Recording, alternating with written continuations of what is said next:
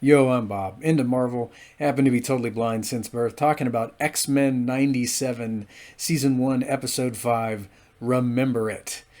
So this episode premiered today on April 10th in 2024. Spoilers ahead. If you haven't watched the episode, I'd advise you to do it unless you want to get spoiled. That being said, I'm jumping right in. You were warned, and this one really, really hurts. I went into this episode expecting one story, and when we reach the end and we fade to black, my emotions were all over the place. My mind was blown. Of course, I am ever the optimist, and since we have a certain time flipping individual involved, I'm thinking everything is probably going to turn out okay somehow. I like how the episode starts with interviews. You have Tilby showing up to the X Mansion and she's interviewing Hank McCoy. I like how she makes him blush. You have Cyclops being interviewed as well. And it's not going too well for Scott. He's having to put up with a lot in that interview. They're really probing into his private life with Jean. And I like how, toward the end of the interview, he just kind of goes off and talks about how he has to prove that he's a normal person, prove that he's not dangerous. It's a constant struggle. He goes into how folks are ungrateful for all that the X-Men have done. They went from being called outcasts to having to prove that they're part of everyday society, prove this, prove that. And Scott has kind of had enough. And I have to say that was an interesting interview there. You've got Wolverine and Jean. They're not being interviewed. I got to talk about the rocky, crazy relationships in this episode because there's that one part where Wolverine is talking to Jean, and I think he's addressing a few things, and all of a sudden she just up and kisses him, and this is a very trying time for the marriage of Scott and Jean, but I didn't expect that. I don't know if these two have a thing in the comics because I've only been able to read so much regarding relationships in the comic books and everything like that over the years. I read what I can when I can, but that definitely threw me for a loop. And then you've got Scott, and at one point in the episode, I thought he was talking to Jean. I thought they were just kind of having an everyday conversation, but it turned out that, oh no, Scott is, I guess, in the astral plane with Madeline, because Madeline's in Genosha, and I think I've only seen the episode 3 times. Yes, only 3 times. Should be 6 by now. They kiss, and Jean shows up in her astral form, and yeah, she catches him, and I'm like, oh, okay, this is very Days of Our Lives like. I thought of my late great grandma when watching this episode because she was a big fan of soaps back in the 90s. My favorite arc was, of course, the one in which Marlena was possessed by a demon in Days of Our Lives. Yes, 10-year-old me watched that and enjoyed the corniness of it. So grandma was a big fan of soaps. She also watched the X-Men VHS tapes day and night. I had it playing endlessly, so my poor grandma endured season 1 like numerous times. I'd like to think she really would have liked this episode because of the soap opera aspect. You got Scott going behind Jean's back, and Madeline is doing her thing. You got Wolverine kissing Jean. We haven't even gotten into Genosha yet. But yeah, there's so much going on in this episode. As I've been saying in these videos of X-Men 97 reviews, so much to unpack here.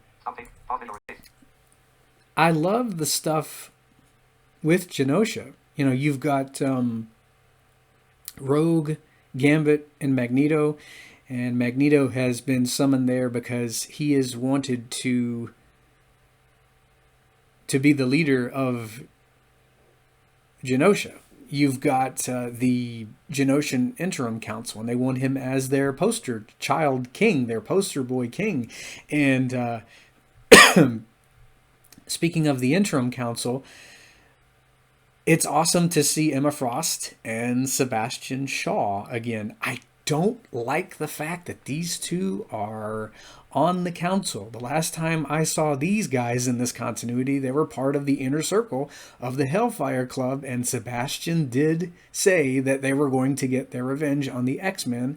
I know some months have passed since Xavier has been taken from the X-Men.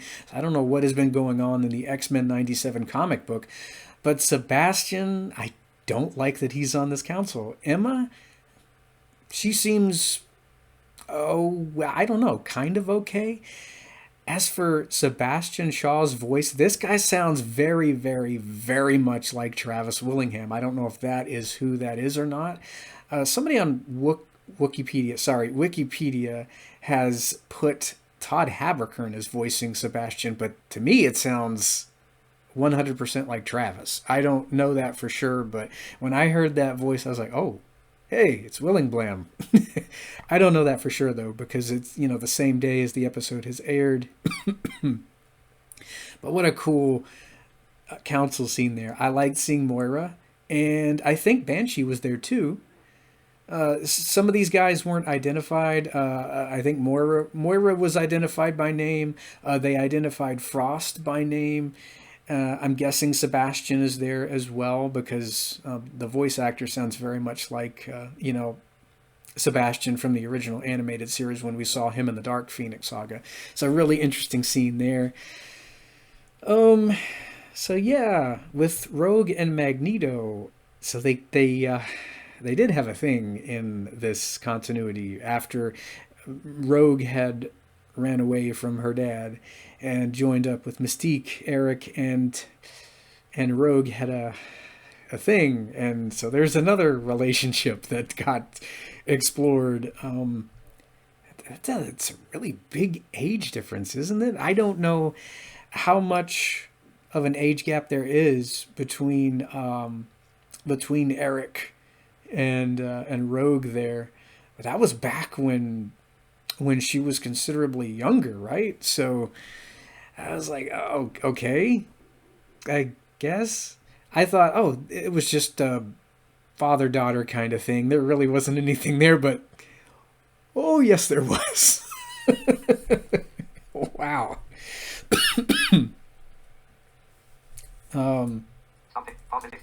Nightcrawler. It was so interesting to see him again. I was glad that he showed back up. We only got to see him in the episode Nightcrawler, and I think the episode was Bloodlines. So he seems a bit less reserved in this episode. He's quicker to laugh now that he's, I think, hanging out in Genosha with other mutants. He was very kind-hearted in the other episodes in the original animated series, but here he seems a lot less contemplative, more free to be himself, I guess. Now, he is still, I guess, a man of faith, but I like that he is able to joke around a bit more. To me, this is kind of a blend of the Kurt that I saw in X-Men Evolution, as well as the Kurt that I saw in X-Men the Animated Series. I have to say, I like this interesting twist in terms of Nightcrawler's character here, and I do hope that we see more of him. You've got the gala toward the end of the episode, because Magneto asks Rogue if she wants to be his queen, and there's that scene with Gambit and Rogue, and he's not happy with her wanting to say yes. And he feels like Magneto is going to break Rogue's heart. And so she goes, but at the last minute, I like how she says, what Gambit has said, it's more than just skin deep. And she goes the other way. when Madeline has that vision and she goes outside and frickin' Cable showed up, I remember saying, "Oh, hey, there's the man," and it was so interesting to see him show up from the future. And I love how Madeline sees that he's okay, how he has survived, and we hear that line of dialogue that we heard in the pilot when Madeline had the vision, where we heard, "Oh no, not again," and I believe it was probably "I'm so sorry, Mom," or something along those lines. So that was Cable in the pilot, and I love how everything is connecting here. I thought it was Cyclops in the pilot. I wasn't sure who that was when we heard that voice when Madeline was having the vision. But yeah, that was totally Cable, and he only gets to appear ever so briefly in this little cameo. But I love that scene because he apologizes, "I'm so sorry, Mom," and heads back into the future, wherever he is. We hear his computer say "body slide by one," and off he goes. And then all hell breaks loose. We get to see, I think it's a wild sentinel. I did a little bit of research on the massive sentinel that shows up, and I know some people have said that it's master mold. I've seen wild sentinel showing up online. I briefly thought it might be a tri-sentinel because the audio description track describes it as a three-headed sentinel. And I mean, I hate to tell you, spoilers from comics ahead, but a lot of these Sentinels were produced by Shaw Industries. And, Shaw is a part of this council. Shaw is also a part of Project Wide Awake in the comics. We heard mention of Project Wide Awake in one of the very last episodes of the original animated series. I don't know where this is going here, but I'm thinking we're not gonna be too happy with what we find out later. We know that Gyrick is in prison, so he very well could have orchestrated this attack, or could have been one of the orchestrators of this massacre at the end of the episode. I mean, you've got Magneto, who is, well, as far as we know, he has sacrificed himself to try and save as many as he could. I think Leech is gone. I think the Morlocks are gone. And then there was that part at the end of the episode where Gambit is doing what he can, and he's skewered by the Sentinel there, by that rod, and he says, that line from the original animated series. I do believe it might have been in season 1. The name's Gambit, remember it. And then he is, as far as we know, unalived because Rogue is cradling, according to the audio description track, his charred body at the end of the episode, and she can't feel him. He's a goner. Now, I did mention Cable. So, I mean, if he is trying to do his thing, time flipping here and there, he might be attempting to change things. So, I mean, this is probably not etched in stone. If Cable and Bishop have anything to say about it, we might be in for some heavy-duty time travel stuff in the weeks ahead. Next week's episode is Life Death Part 2, which is definitely going to be Storm-centric.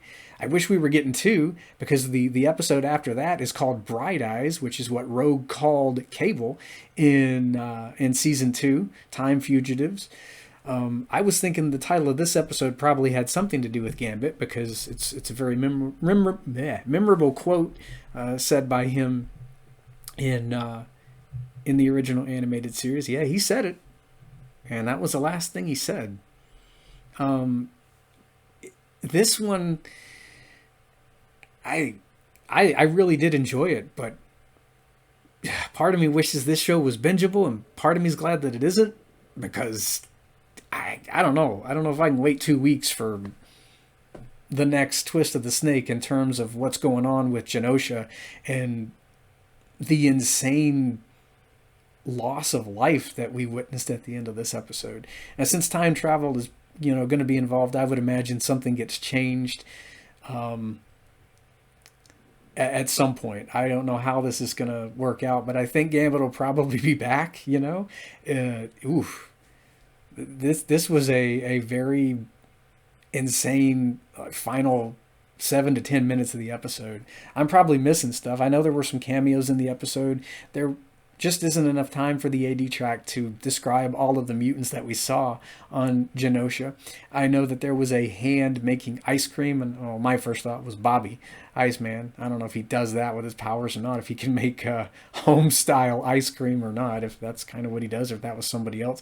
I know there was a mutant who turned into a bird. There was someone with pixie wings.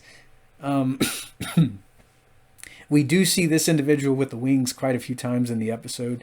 I don't know who that is. I give this one an 11 out of 10. I really enjoyed it. I love the Cable cameo. I'm probably missing out on a lot that happened in this episode because, I mean, it was a very insane 32 minutes. But I love this one. And I can't wait for next week's episode. So great to see, or hear rather, Adrian Hough back as Nightcrawler from the original animated series. I had to slip that in there. I think he still nails the voice. Halfway through the season already, what am I hoping for? I don't know. I'm just really enjoying, following the writers. I'm kind of letting them be my sighted guide, and I'm letting them tell their story. And just really having a great ride. I doubt we'll see Apocalypse this season, but I hope to see him in the future. I'd love to see Strife, Cable's clone, show up at some point, because we do know Apocalypse raises him in the comic books. I think we're probably just going to see Cable. I'd forgotten all about Strife until fairly recently. I never owned that action figure, but I do remember him from way back in the day. I think they had an action figure of Strife. I think it was one of the ones that my brother and I froze in a cup of water. Kind of had him in this big block of ice in the freezer, like way back in the day. Just kind of have fun with action figures, you know. Yeah, I hope he shows up at some point, probably in season 2. I wonder if Lawrence Bain could voice him. He is voicing Executioner, but I really want to see more of this twisted version of Cable at some point in the future. I know he and Sinister have dealings in the comics, so it would be interesting if these two work together in animation. I don't know if we're going to get that or not. I don't know what in the world we're going to be seeing in terms of who's behind the Sentinel attack. Could be Sinister. We were told that he was going to play a huge role as an antagonist in this series, so he might have a hand in this continuity. Gyrick is behind bars, but he still has influence, so I wouldn't put it past Gyrick to have orchestrated this as well. We do know Sebastian Shaw is part of Project Wide Awake in the comics. I don't trust him. I don't know if I trust Emma very much either. So, I'm not sure what the Inner Circle has to do with all of this, or if they have anything to do with it in this continuity. I know they didn't like the X-Men the last time we saw them, so who knows. Anyway, next time we're going to be talking about Life Death Part 2. Be here for that. I'm going to go rewatch this thing a 4th time this evening and see what else I can find out. Boy, what a great episode. I will hear you guys back next week.